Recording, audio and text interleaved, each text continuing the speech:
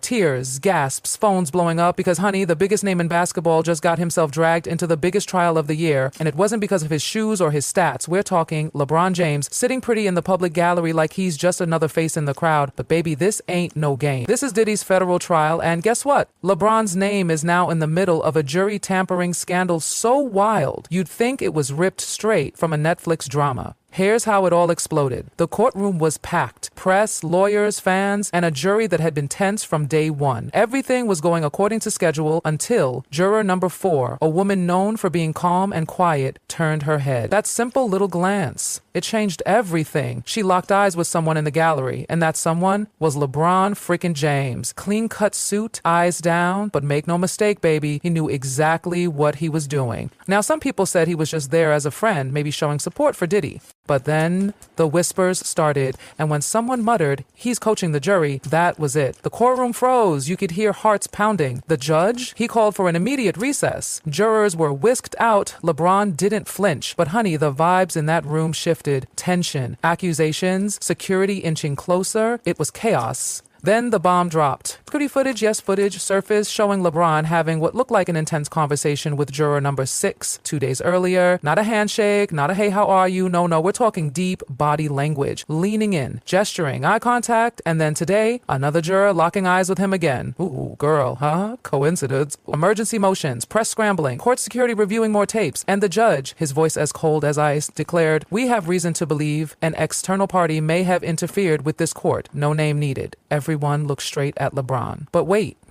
it gets messier. Because a court officer came forward saying he saw LeBron in the cafeteria, wearing a hat low over his brow, sitting across from, yes, juror number 6, alone. No security, no press, just them, chatting like two old friends. Except she's a juror and he's LeBron James. More eyebrows were raised, and then came the leaks. Anonymous sources whispering that LeBron had been in touch with not 1, not 2, but possibly 3 jurors, one reportedly seen leaving a garage where LeBron's SUV had just pulled in. Another, chatting in the street. No official footage, but enough whispers to send the courtroom into full panic mode. And then, oh baby, then came the note. A handwritten bombshell slipped in anonymously. Just one sentence. He told us to lean toward a mistrial. He said Diddy won't survive a guilty verdict, and neither will the culture. No signature, no name. But it shook that courtroom to its core. The judge launched a full-blown inquiry. Experts were brought in to analyze the handwriting. Jurors were questioned privately. And that's when juror number 6 broke. Shaking, she admitted she had spoken to a public figure. Wouldn't say who, wouldn't admit the note was hers, but she said, clear as day, that she felt pressured to protect Diddy's image. Honey, the courtroom stopped breathing. The judge took off his glasses, exhaled like the world was collapsing, and whispered, "This court is dangerously close to collapsing under the weight of external manipulation." And LeBron, he looked up just once, right at the judge, cold, silent. And in that moment, it didn't matter what was whispered, promised, or denied. The truth had crashed through those walls. The judge's chambers turned into a war room. Phones off, feds in the hallway, jurors under review. Juror number 2 was pacing like a trapped animal. Juror 4 wanted out altogether. Everyone was cracking. Then came the digital forensics. Baby, you won't believe what they found. Juror number 2's phone, dozens of short calls to a 310 number during non-quarters hours, not a saved contact. A burner phone, bought in Beverly Hills, paid for in cash. And who bought it? LeBron's driver, boom, evidence. And then, in the closed courtroom, the judge read it out loud. Everyone gasped. Someone even whispered, "Oh my God." Diddy? He buried his face in his hands. And LeBron? He just sat there. Then it got worse. Juror number 2 was brought in. When asked if anyone told him to say or hide anything, he confessed, "I was told Diddy's life depends on it." The judge slammed the gavel down. So hard, it echoed like thunder. Court suspended. Verdicts frozen. The trial poisoned. And just like that, LeBron James, the king of basketball, became the villain in the courtroom saga no one saw coming. The next day, the energy in that courtroom was nothing short of electric, but not in a good way, sis. This wasn't just another celebrity cameo. This wasn't about Diddy's trial anymore. This was about LeBron James, not the athlete, not the icon, but a man who might have just thrown a wrench into the very heart of the justice system. Everyone was waiting. And then, boom! Boom, the doors opened. No red carpet, no cameras, no entourage. Just LeBron walking into that courtroom like the weight of the world was strapped to his shoulders. He wasn't smiling. He wasn't waving. This wasn't a game. This was real. The court clerk stood. Raise your right hand, he did. Do you swear to tell the truth? I do, LeBron said, voice low but firm. And girl, then the grilling began. The prosecutor wasted no time. You've attended multiple days of this trial, correct? Yes. And on at least 2 occasions, you were seen speaking to individuals who have now been identified as jurors. Is that correct?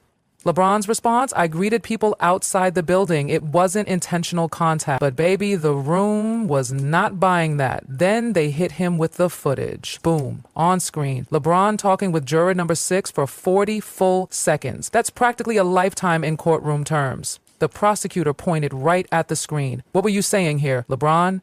He blinked. I don't remember. Who don't remember? The attorney repeated, eyebrows raised to the ceiling. I talked to a lot of people, LeBron said, visibly flustered, but not many people during a federal trial with a juror on the courthouse steps. Boom again. You could cut the tension with a chainsaw, and it wasn't over. Call records? Yup. They brought those receipts too. Burner phone, registered to a 310 area code, bought with cash, linked to LeBron's driver, multiple calls to juror number 2, all of it timed perfectly during off-court hours. The judge, furious. We are not here for judgment, he growled. We are here for exposure. And right now, Mr. James, your proximity to this jury is disturbing at best, dangerous at worst. And then came the question that cracked LeBron's cool exterior. Did you tell any juror, directly or indirectly, that their decision in this trial would affect your world outside this court? Pause. A long pause. No, LeBron finally answered. But honey, it didn't sound like truth. It sounded like survival. The judge leaned in, eyes burning. This court will not be hijacked by cultural icons, no matter how beloved. If influence was used to steer this jury, that is a threat to the entire justice system. LeBron was dismissed. He stood. He didn't look at Diddy. He didn't look at anyone. He walked out of that courtroom with a silence that screamed louder than anything he could have said. And just when we thought the storm had hit its peak, girl, the judge turned up the heat even more. He called for a full evidentiary hearing, not for Diddy, not for guilt or innocence, but to examine the jury itself, to figure out exactly how deep the roots of influence had spread. And guess what? LeBron had to come back. Again. This time, no legal team by his side, no spotlight, no headlines, just him, a microphone, and one devastating question. Did you influence the jury? His hands were clenched, his jaw tight. That calm, media-trained exterior, gone. They pressed him again. Your interaction with juror number 6, still calling that accidental? LeBron, yes. The prosecutor, we have footage, 38 seconds of uninterrupted contact. She's listening. You're leaning in. Still accidental? LeBron didn't speak. Not a word. Then came the twist. The prosecution said she confessed, Mr. James. Juror 6 admitted that LeBron told her that the trial was bigger than the evidence and that a guilty verdict would hurt more than one man. When asked if he said that, LeBron paused. I don't remember saying that, but if I did, I didn't mean it as pressure. Girl, please, that courtroom cracked open right then. And just when you thought it couldn't go deeper, it did. The prosecution had another receipt, a text message from a secondary phone traced to LeBron's assistant, sent during deliberations. It read, "They're leaning not guilty. Keep the energy on them. LeBron's got it." Boom. LeBron, visibly shaken. He stammered, "I didn't write that. I didn't tell him to send that." But it didn't matter. The prosecutor shot back. It came from your team about a jury during a federal trial. That was the moment. The judge didn't even bang the gavel. He didn't need to. "Mr. James," he said, cold as ice. "Whether you intended to or not, you crossed a line. The damage is now irreversible." Then the decision. Not about Diddy's guilt, but about the trial itself. The judge suspended it indefinitely. A trial frozen, a courtroom in limbo, a jury compromised, all because fame walked through the doors and whispered. LeBron exited with his head down. No cheers, no boos, just stunned silence.